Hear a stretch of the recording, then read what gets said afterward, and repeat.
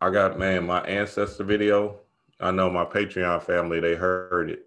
So, I did the same download about the heart chakra, about all of it is about the heart chakra, blah, blah, blah, blah, blah. And I gave it up and I told you, if you want to really speak to deities, ancestors, blah, blah, blah, whatever, whoever, you have to be pure heart in this thing and have an understanding of uh ridding yourself of this human, you know what I mean? Getting past that idea of you are human, and that's a hard concept for a lot of people to dive off of. It is, and it's quite possibly the most difficult aspect to get over.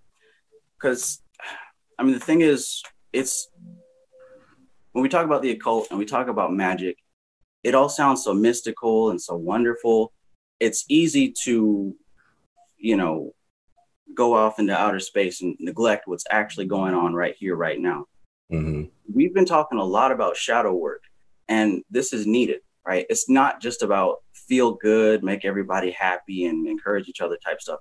That's a part of it, but that's not what it's about. When people have discussed the occult in the past, they mostly have been discussing techniques.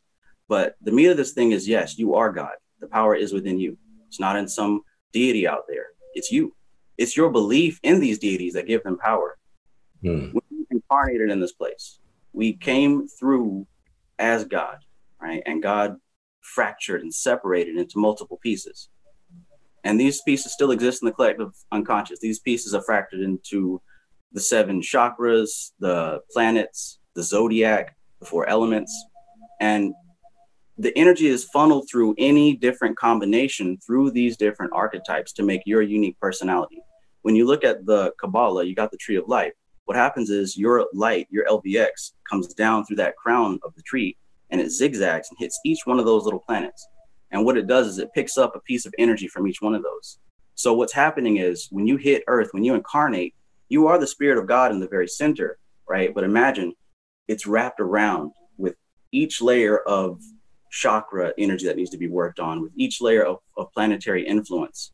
So you're covered up, right? We're taught to live in the system as humans. We're taught to think as humans. We're taken away from the knowing, right? Knowing exists right now. They say, be here now. Now is the only time that exists. But when we're so wrapped up in these emotions and our memories and our hurt feelings and the trauma from the past, we stay in the past. We stay depressed. We stay anxious because we keep thinking about that stuff. Or we stay in the future because we want something to happen. We're trying so hard to make something or achieve something. In either case, we're not here right now. And most people have trouble with meditation because it agitates the conscious mind. It agitates this demiurge. It agitates your ego to sit here and be still because it knows that when you identify with stillness, you start to identify with that center that is God. You begin to get away from all of those wrappings. And as long as you're able to be distracted with your emotions and with your fleshly desires, you're going to be taken out of that center of power. And you're only reacting to what the world is giving you, as opposed to being proactive, as opposed to being at the center of your universe and moving as God. So when we talk about the shadow work, we talk about all these different things. This is the process of removing those layers that block your God light, right? And we can call it whatever you want to call it, whatever system, it literally doesn't matter. Because when you get deep into this stuff, you realize that all these paths lead to the same place. So the shadow work is important because you're removing the trauma, you're removing those layers that block your God energy, and you're learning how to be here now in the center. So yeah, Trav. Trav, you are dropping so fast, so quick. Right. My heart is already wide open. Y'all, if your heart chakra is not open and you're not feeling the vibration of truth, of love, of authenticity, then hell, you got some heart chakra work to do because you should be feeling this. Trav, honey, when you first just said, knowledge only exists in the now.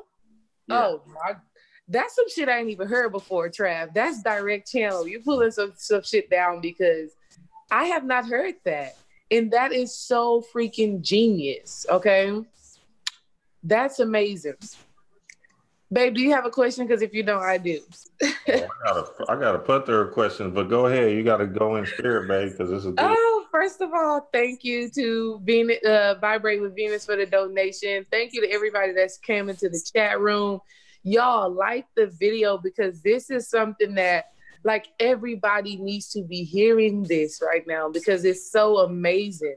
I know y'all can feel my excitement coming through because I just got like my heart is wide open. So Trav, you brought up the shadow work, right? Yes. And I think that you are like a guru when we're talking about working with energies that can be perceived as evil, right? Yeah. Let's talk about thought forms and how those things can manifest as maleficent energies. What is your perspective on that? Because I just had an experience to where I had a dream about like a fear of mine. And when I came out of my dream, I said, oh, okay, that's a fear. And I called it what it is. I said, that fear is simply a thought form, right? Yes. I went back to sleep and had a dream of what people would perceive as negative or low vibrational energies, like jumping out at me, or what people would call trying to attack me. And when I woke up, I said, oh, that's a thought form. That's something that I've created by way of my fear, right? Or that's something that I've created some way, somehow, you know what I mean?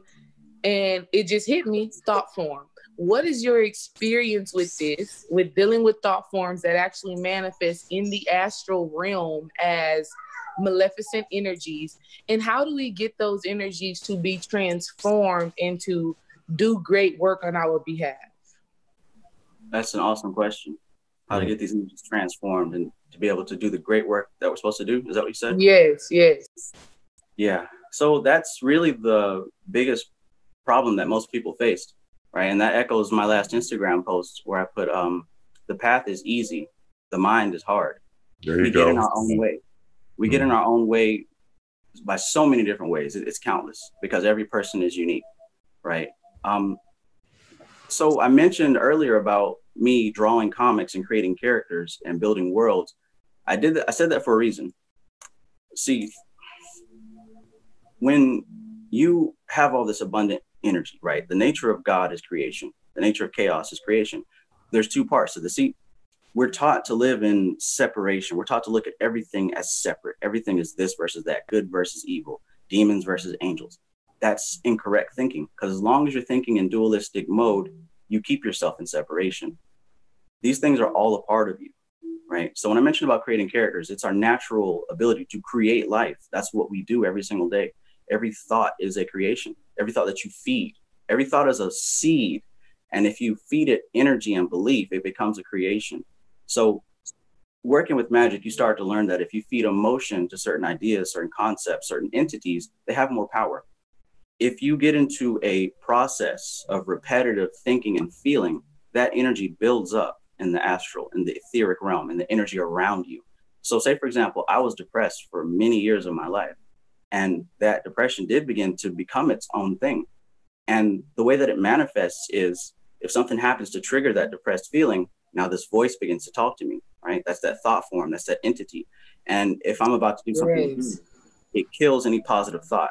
Oh, you're not good enough. You're not good looking. You're not qualified, right? You're not this, you're not that.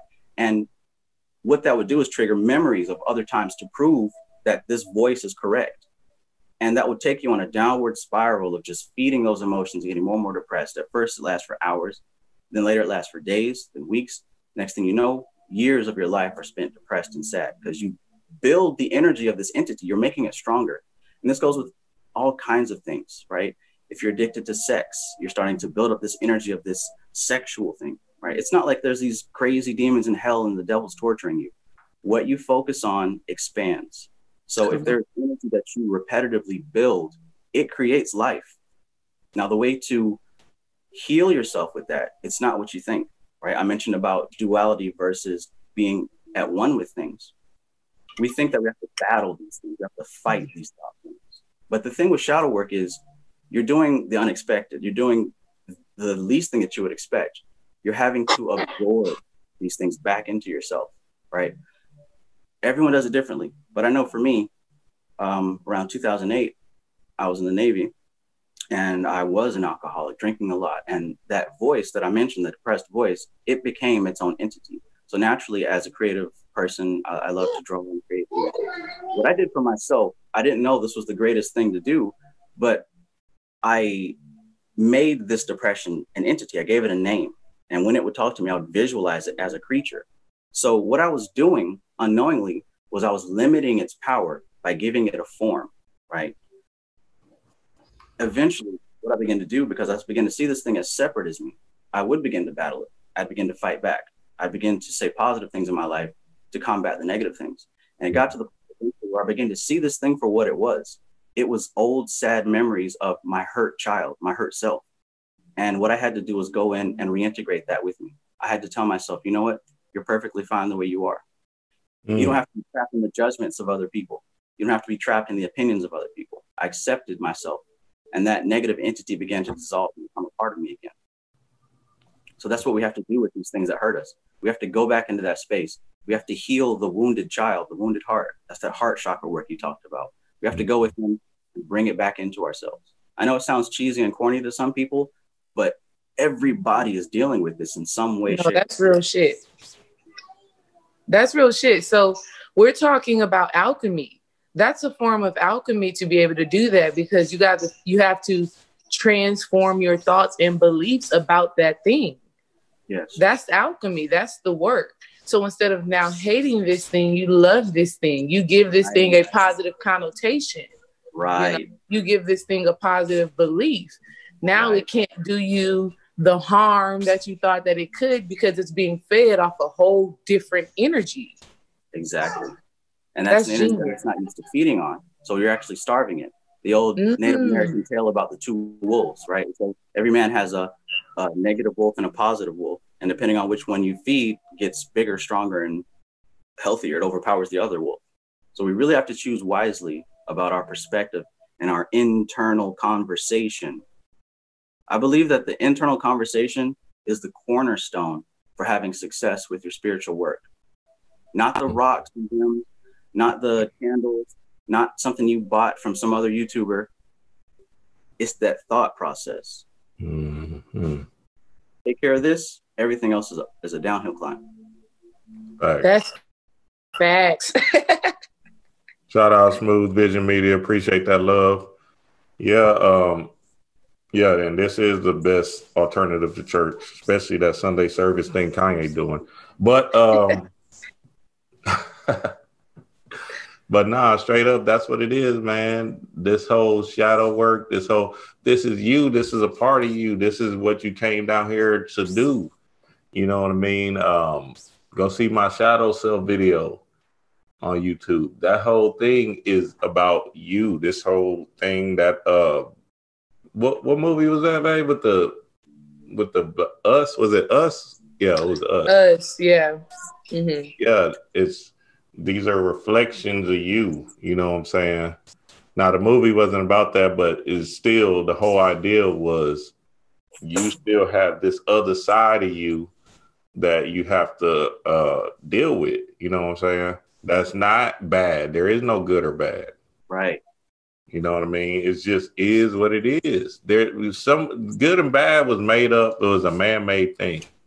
These are formulas, energies. Mm-hmm. You see what I'm saying? That you have to just go with. You set ain't bad. Set is just something you have to deal with.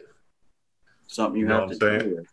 And another thing I want to mention, just to kind of also clarify on what you were talking about, D-Ray, is you mentioned that you were able to actually see this thought form and you felt that it was attacking you. Well, it's also hard to judge people. We got to be really careful about judging other people's experiences, because magic is personal, spirituality is personal. And just like there's different levels of understanding, there's different levels of acquisition of power when it comes to this magic with the spiritual stuff. Some people are way more sensitive than others. Some people do see things. Some people do feel things, right? So we can't consider someone else's experience valid or invalid. It ain't even about judging anybody else. It's about what you got going on. So there are some people who do have night terrors, who do see entities, who do feel like they're cursed. But what I would say is the same method works for you to heal these things. You approach it directly you shine the light on it, right? Because it's a creature in the shadows that's scaring you. And it's doing it because it works, because your fear feeds it. When you shine your light on it, your light of love, truth, and honesty, you expose it for what it is. It's a lifeless thought form. Right. And let me tell you, it was amazing because what happened was in my dreams, this is so amazing, y'all. You got to pay attention to your dreams, because what I'm doing right now for like the last week, I've been really focused on my dream work. So y'all look forward to a video coming that I'm going to do about morning rituals that spiritual boss beings do, right? So what I have been doing is taking note and really paying attention to my dreams. Like every morning I'm waking up, or in the middle of the night, I'm contemplating on what I've experienced in the astral, so that we can really tap into that astral power, so that I can really tap into it. So, you know, a feminine energy is the one that jumped out at me. I was sleeping on my couch in my dream. It jumped out at me. And I'm not afraid of these things, because I've been here, done that before, right?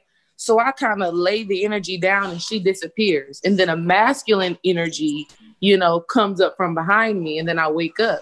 And immediately I think, oh, these are thought forms. These are my own creations. And so for me, it was a great experience. You know what I mean? I was like, wow, okay.